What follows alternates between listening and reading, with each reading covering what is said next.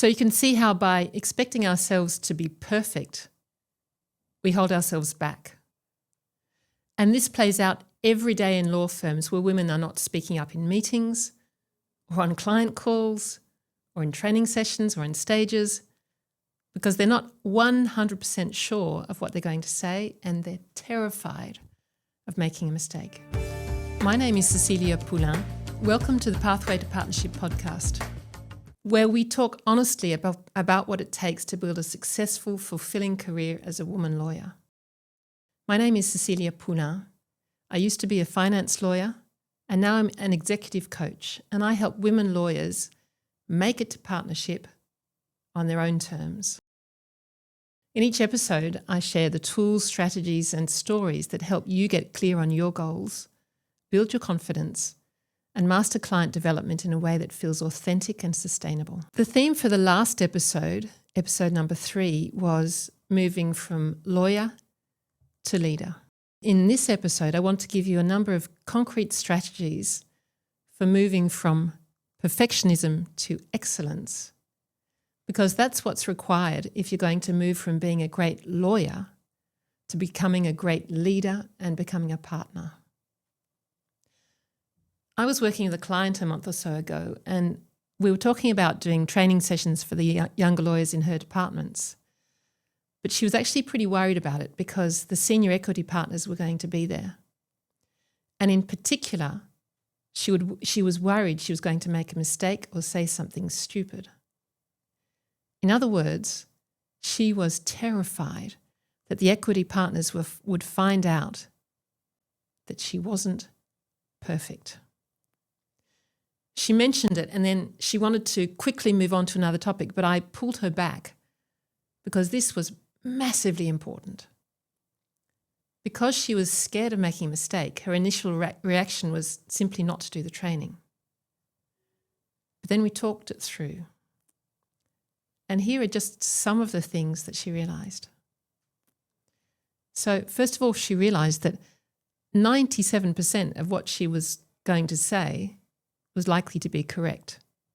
So actually it wasn't such a huge risk. She realised that it was in fact an amazing chance to learn both from doing the training and from the equity partners. I had a friend many years ago who gave me a label from a tea bag, and I stuck it to the bottom of my computer screen, and it said, "To learn, read, to understand, write, to master, teach." And so for her to start to really master her skills as a lawyer by teaching, that would be a fantastic way of doing that. She also realised that if she did make a mistake, actually, they weren't going to be mean or rude or impolite. They would probably be pretty kind. And she realised that perhaps there were different points of view and her mistake could open up an interesting discussion. And she realised that maybe the junior lawyers also had the same misconceptions as her. So in fact, it was a chance to clear it up for everybody. And finally, she realised that the consequences of making a mistake in a training session were essentially 0. That it was far better to make that mistake in a training session than in the heat of negotiations on a €500 million deal. So why do we stop ourselves from speaking up? The reason is that what we're actually terrified of is feeling ashamed. Because when we feel ashamed, it actually feels like you want to disappear. It feels like you want to die. So that's a pretty strong feeling. And it's not surprising we try to avoid it. Because we really, really, really don't want to feel ashamed. But by expecting ourselves to be perfect, we hold ourselves back. And this plays out every day for women in law firms. Because they are terrified of not being perfect and feeling shame, women lawyers are not speaking up in meetings or in client calls or in training sessions or in stages because they're not 100% sure of what they're going to say, and they're terrified of making a mistake.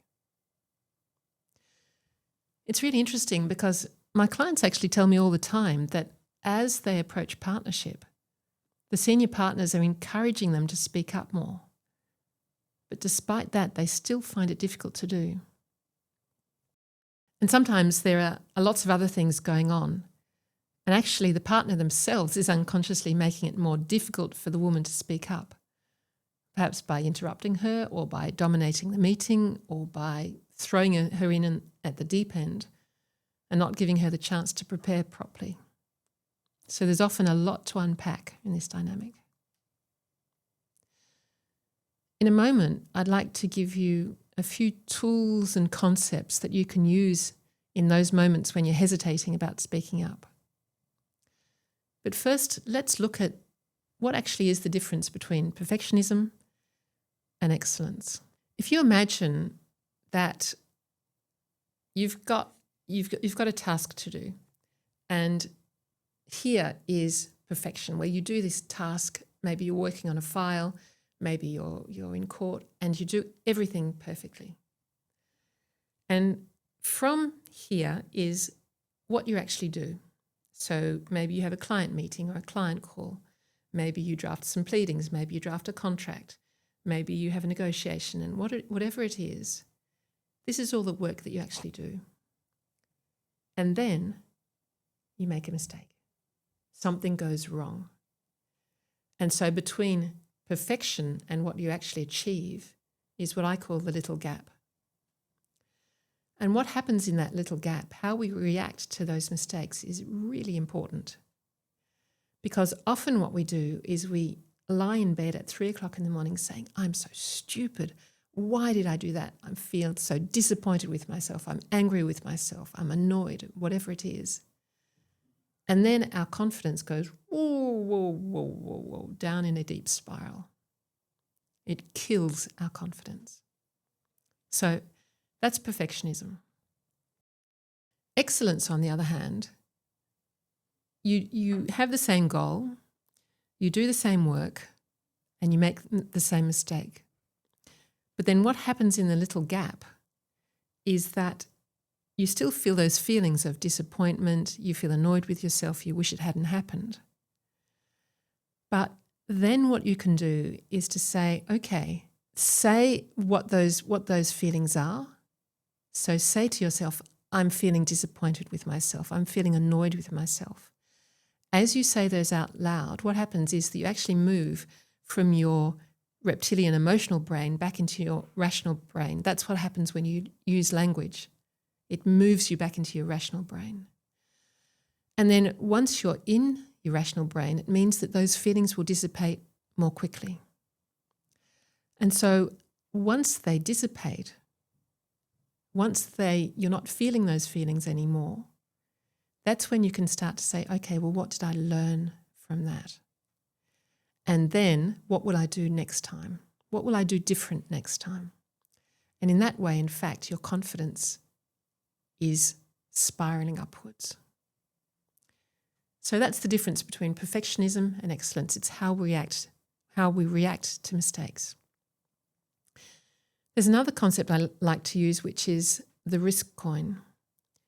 So when we're feeling afraid about something, when we're feeling afraid of, for example, of putting up our hand to speak in a session or speaking on a client call or speaking in a meeting or whatever it might be, the fact that we're feeling afraid means that it's important to us. Because if it wasn't important to us, we actually wouldn't care. We would just do it. We just wouldn't care. But when we play the risk coin, when we take that risk, on one side of the coin is our fear, and on the other side of the coin is our excitement.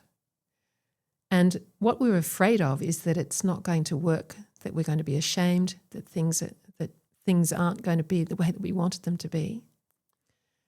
And we feel excitement that actually they are, that things are going to work. And people who are depressed, in fact, don't have enough serotonin in their system, which is the happiness hormone. And they don't have enough serotonin because they don't have enough adrenaline, because they don't take enough risks. Because it's by taking risks that we get more adrenaline, and after the adrenaline rush comes the serotonin. So actually taking risks makes us more happy. The third concept I want to change is that perfectionism is often driven by the urge to please other people. And so when you start to listen more to yourself and less to other people, then you're more likely to be thinking about what's good enough and less likely to be trying to do something that's going to mean that other people think that you're amazing. And then when you think about what confidence is actually believing in your ideas, believing in what you think, trusting your gut instincts. That's actually what confidence is. So it means not ignoring what everybody else is saying, listening to them, but ultimately being prepared to trust yourself. And finally, it's not about just going out there and putting yourself in incredibly stressful situations. It's about taking calibrated risk. So, for example, if you're thinking about speaking on a client call, that's something that you're wanting to practice, to be speaking up more and more on client calls, what you might want to do is say to the partner, is this a good call for me to be taking the lead? Is that okay with you? And also to say that you're wanting to take the lead, and then asking them, but if I do say something stupid, if I do get a bit lost, would you mind backing me up? So you can actually have those conversations. For some people, fake it till you make it actually works. So just putting yourself out there, even if you're feeling scared, and then gradually learning from those experiences. For some people, it works. For other people, and especially people who are more introverted or more shy, it doesn't. It actually just makes things worse. And if that's your case, I'd just like to suggest there's a great book out there called The Introverted Lawyer by Heidi K. Brown. And she actually talks about some of the small steps that you can take in order to overcome those difficult situations when maybe just faking it till you make it doesn't work for you. Think back to last week. Was there a time last week when you stayed quiet because you weren't 100% sure what to say? That's your perfectionism at work. Now imagine what would have happened, what risks you were actually taking if you had spoken up. And in the coming week, perhaps notice those moments where you're choosing to stay quiet and perhaps make a different choice this time. So just to recap, in this episode, we've looked at how women lawyers are holding themselves back every day in law firms around the world because they're terrified of making a mistake. We've looked at the difference between perfectionism and excellence. And we've looked at some concepts to help us move from perfectionism to excellence, including the little gap, the risk coin, and listening to yourself more. We've looked at taking calibrated risks, having a plan, taking small steps so you don't put yourself into highly stressful situations. Perfectionism feels safe and it feels satisfying, but it also stops you from making mistakes and from learning from them. Excellence, on the other hand, is what you need to move from lawyer to leader. Thanks for tuning into the Pathway to Partnership podcast. And I hope today's episode has given you something to reflect on.